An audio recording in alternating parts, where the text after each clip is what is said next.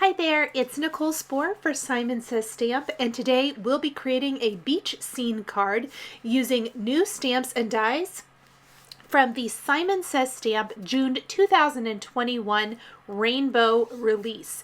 This release is being released on June 3rd, 2021. Please be sure to come back tomorrow for a blog hop. I've got 4 more brand new cards using products from the release, so be sure to like and subscribe so you don't miss any new projects. This awesome new stamp set, this is a background builder set called Sea and Sky. It's a 6x7 cling stamp and it comes apart, you guys. It's so awesome. You guys know I love creating scene style cards and this is perfect. This is going to work for creating all kinds of great beachy scenes. So what I did was place my stamp in my MISTI, then I removed the sections that I wasn't going to stamp, in this case the water and the sky. I stamped the sand with some Simon Says Stamp fossil ink. Then I cleaned that stamp, I did not remove it, and I replaced the water image right there, and then I removed the sand. I am going to ink up the water, which is an outline, it's not solid, with some Deep Sea Simon Says Stamp ink. It is a blue ink, and I picked blue for a reason. This part is an outline, and I want to add some color to this section.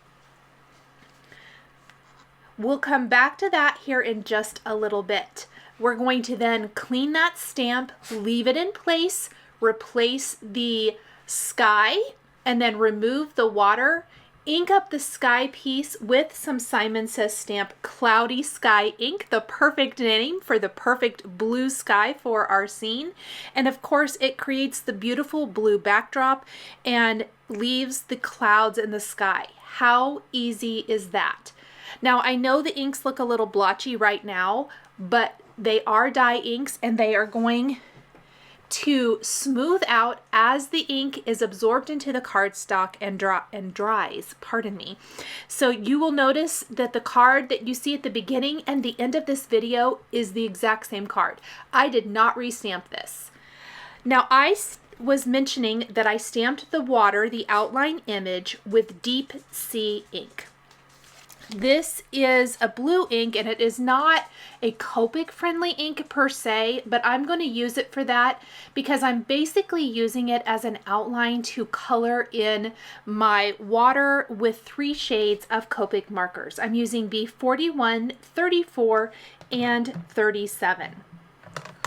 I do want to quickly mention, as I'm speeding through the coloring of the water here, that even though this is a background stamp and I used all of the components from it, you could definitely just kind of pick and choose the areas you want to use.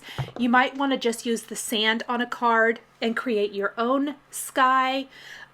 There's lots of different things you can do there. So it's just a really great set. I'm looking forward to using this with some other stamp sets in my collection for some more beach kind of cards. I outlined my water areas, or the ocean sea areas, whatever you want to call it there, with B37. The next color was B34, and then the light area on each of my water sections is B41. Then I'm going to go in with my markers and kind of create some little dot detail where the sea meets the sand. That is with B41 and B34. That's just kind of give it that foamy look as the water meets up with the sand. Then we're going to take E43 Copic marker and just create some little dots in the sand for texture. In addition, we're going to take a white gel pen here, and we are going to add foam to all of the waves in the sea. This was a little bit time consuming, but I love the result and how it ends up making the water look in the finished card, especially since the majority of what's going on in this card happens down along the bottom edge with the beach chair and the umbrella and our lobster and all of that good stuff there. I laid out the images that I want to use for my card, and I've also laid out my sentiments. The sky is going to be the perfect spot for the sentiments for this card, as like I just mentioned, the majority of what's happening here is on the bottom, like third of the card. The umbrella sticks up a little bit, but most everything else is in that bottom third of the card. We're going to stamp "Don't Worry, Beach Happy," which I think is so cute, with deep sea ink right there over the sky. Remember, that is the same color of ink that I used for the outline of the water. Then we're going to stamp some of the seagulls with a black dye ink right here in the sky as well. That's just going to kind of help frame up and finish off the scene as well as our sentiment. I am going to add a stamped and die cut sentiment, the "See You Soon," from the Seas and Greetings stamp set, which we'll be using for not only our sentiments but the images on this card. This is a card that is using, I want to say, minimal supplies. I know there's quite a few inks and then there's markers and things used here, but it is using one brand new background stamp and then one stamp and die set. So for me, that is pretty minimal, and I love that you can get all of these images, and there's even more that I didn't use, plus your sentiments from this single stamp set. So I think that that is a really great deal and perfect for all of your summer and beach themed card designs. I'm going to finish adding all of the white foam to the waves in my sea here. And then we are going to stamp the images from Seas and Greetings on Bristol Smooth cardstock this time with Fawn Jellyfish No Line Coloring ink. I actually have this leftover scrap of the Bristol Smooth cardstock from another project I created using new Rainbow Release products. And I'm going to fit my images on this little square here, stamp those up, and then we're going to color them in with Zig Clean Color Real Brush markers using no line coloring. So starting with my umbrella, which this is where all of the color comes for our card. It was pretty neutral, I would say, with the sky and the sand and the sea. And now we're going to add a lot of color. We're going to do a little rainbow umbrella, a rainbow beach ball, a bright blue beach chair. We have our red lobster, and then we're going to have some other beachy kind of images to fill in all of those little areas. But our umbrella definitely is a focal point of this design.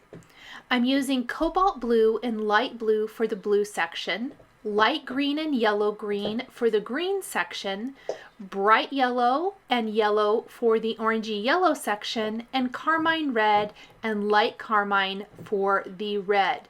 You'll notice that when I color with the Zig Clean Color Real Brush markers, I generally outline with my darker color and then blend that color out with the lighter marker, kind of pulling some of that darker ink color out into lighter areas. I'm going to do the same thing for the beach chair, where I'm using mid-brown and beige. I use that for the umbrella stand as well, and then we're going to use this for our beach chair. I'm kind of imagining that these sections are wood, and then there's going to be a fabric section for the chair itself. So we'll do all of the brown coloring first. Again, this is mid-brown and beige. Then we're going to take blue and English lavender, which is going to give us a bright blue chair. I wanted to do something a little different since we're going to have two different images in this scene card that have rainbow already, so I chose a different color, but something that goes with the design. This is one of my favorite color combinations, so we're going to kind of outline it with blue, and this is a bright, vibrant blue color, but I love combining it with English lavender. It kind of gives it a little bit more of a blue-violet vibe, and a little of that dark blue goes a long way. We're going to pull that color all the way out and just color in our beach chair. And then one of my favorite things to do with zig markers is you can create patterns with your markers. So I'm going to go back with my blue marker and kind of create this little crosshatch design. I'm going to go all one way and then go back the other to give our little beach chair some texture.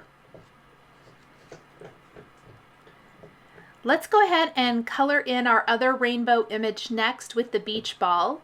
Again, carmine red and light carmine, bright yellow and yellow, light green and yellow green, which is that great vibrant green color. It's so pretty. Cobalt blue and light blue. And then I opted to do peach pink and sugared almond pink for my last color here on the beach ball. For my starfish, I'm using mustard and pale yellow. I really like this color combination. Once I've colored it in, I'm going to add some little dot detail to my starfish with the mustard marker. I'm going to go around and outline my lobster with deep red. A little cautionary note with red colors, because you're going to notice it when I die cut this. It takes a minute to dry. All of these markers are going to take a minute to dry. I know I've mentioned this in other videos that I try to not smear my hand through the marker. Well, I touched it way too much. I die cut it when it was still pretty wet, and it smudged the red coloring a ton, which really bummed me out. And because it didn't take very long to color, I opted to actually just pitch that first one and stamp and color another. This little clamshell here, I actually colored in with light violet and pale violet, and then I'm pulling in some pale yellow, and I love that color combination together. We'll die cut all of our images with the coordinating Seas and Greetings dies. And you can kind of tell, I think, the lobster that the red has bled. And then it got even worse. I tried to fix it. That did not happen. So it's okay. We'll just redo it. Sometimes it's just best to redo it. I'm going to pop up a lot of my images for my card with foam adhesive to give them a little bit more depth and dimension. I'm using a combination of thin strips of foam adhesive and then some square adhesive, or foam adhesive squares for like the beach chair and things like that, and the top of the umbrella. But anything little and skinny, I like to use those little foam adhesive strips. We want to position the largest images first, and then we're going to build around that with our little accessory pieces. So our beach ball, our clamshell, our starfish, our other seashells, and then the lobster. And he has so much bleeding. I think this is probably where I really smudged it. We'll just leave it there for a minute. I'll lift it up in a second. And then I did leave it in here. I couldn't remember if I did or not. I tried to pick it up with water and remove it, and red is not forgiving. Red is not forgiving at all. Sometimes that works. I actually do that a lot when I maybe get out of the line or something. I did this a lot on my next set of cards I'll be sharing tomorrow, but it did not work. So there's like a pink outline around the lobster. It looks terrible. We'll just redo that. So let's just finish adding the rest of our images.